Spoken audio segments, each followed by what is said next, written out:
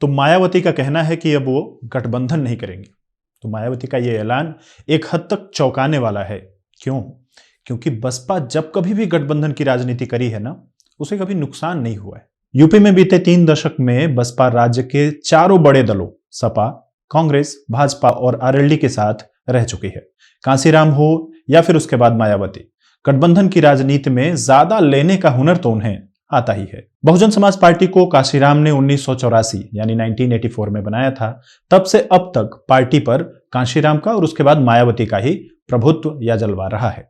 कांशीराम ने 1988 में इलाहाबाद में और 1989 में यानी 1989 में पूर्वी दिल्ली से चुनाव लड़ा था, लेकिन हार गए थे। सन 1991 में उनको इटावा सीट पर मुलायम सिंह यादव की मदद मिली। तब जाकर उन्हें पहली बार जीतने का मौका लगा और वो लोकसभा पहुंचे। इसके बाद 1993 में सपा और बसपा का गठबंधन हुआ। मायावती और कांशीराम की मुलायम सिंह से अनबन हुई तो जून 1995 यानी 1995 में सरकार गिर गई। 2 जून 1995 यानी 1995 को ही सपा विधायकों पर मायावती पर हमला करने का आरोप लग गया। गेस्ट हाउस कांड होते ही बसपा को भाजपा का समर्थन मिल गया और मायावती प्रदेश की सीएम बन गई। हालांकि यह सरकार 4 महीने में ही गिर गई।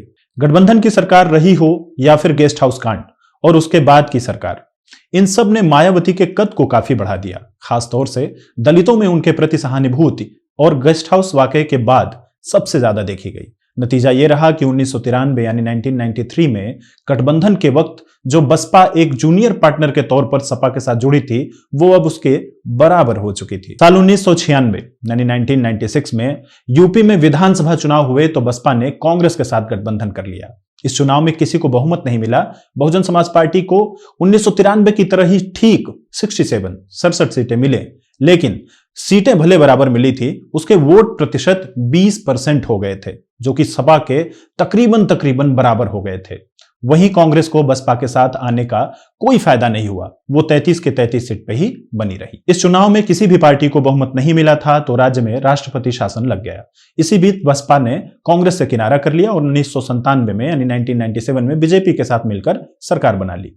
बीजेपी की 174 यानी 174 सीटें थी और बसपा की 67 यानी 67 सीटें थी। बताया जाता है कि दोनों दलों में 6-6 महीने का फार्मूला तय हुआ। बताइए, 174 और सिर्फ 67, फिर भी 6-6 महीने का फार्मूला तय कर ले गई मायावती 6 महीने तक सीएम रही, लेकिन उसके बाद उन्होंने इस्तीफा दे दिया और सरकार गिरवा दी। नतीजा यह रहा कि चुनाव में बसपा को कांग्रेस के साथ होने का फायदा मिला, जबकि कांग्रेस को कुछ नहीं मिला। इसके बाद सत्ता में भी कम सीटें होने के बाद बसपा को रहने का मौका मिला और भाजपा खाली हाथ रह गई। साल 1997 यानी 1997 में मायावती के इस्तीफे के बाद 2002 तक यूपी में भाजपा की सरकार रही। 2002 के विधानसभा चुनाव में एक बार फिर किसी भी पार्टी को बहुमत नसीब नहीं हुआ। चुनाव में सपा को सबसे ज्यादा 143 सीटें मिली। इसके बावजूद 98 सीटें जीतने वाली मायावती सरकार बनाने में कामयाब रही। उनको 88 यानी 88 सीटों वाली भाजपा और 14 सीटों वाली अजित सिंह की रालोद का साथ मिल गया। हालांकि यह सरकार साल भर भी नहीं चल सकी।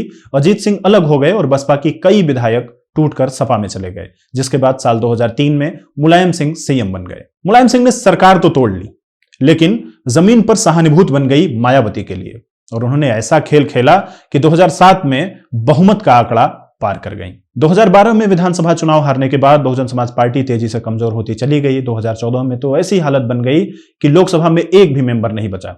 2017 के विधानसभा चुनाव में बसपा के पास सिर्फ 19 विधायक रह गए थे। साल 2019 का चुनाव आया तो उत्तर प्रदेश में सपा बसपा आरएलडी का गठबंधन हुआ। सपा 2014 में 5 सीटें जीती थी, इस चुनाव में 5 सीटें ही जीती। डिंपल और धर्मेंद्र यादव तक अपना चुनाव हार गए। दूसरी ओर आरएलडी से जयंत चौधरी और अजित सिंह तक हार गए, यानी सपा और आरएलडी को गठबंधन का कोई फायदा नहीं हुआ। बसपा की बात करें तो बसपा 2014 में 0 पर थी और वो 10 सीटें जीतकर लोकसभा में यूपी का दूसरा सबसे बड़ा दल बन गई। 2022 में बसपा अकेले लड़ी और 1 सीट पर सिमट गई। ऐसे में जब मायावती कहती हैं कि उनको तो गठबंधन नहीं करना है, तो ये थोड़ा सा चौंकाता है। इसी तरह यूपी की खबरों में अगर आप गहरे उतरना चाहते हैं तो पत्रिका उत्तर प्रदेश को आज ही सब्सक्राइब कर लीजिए और बेल का आइकन दबा ही लीजिए।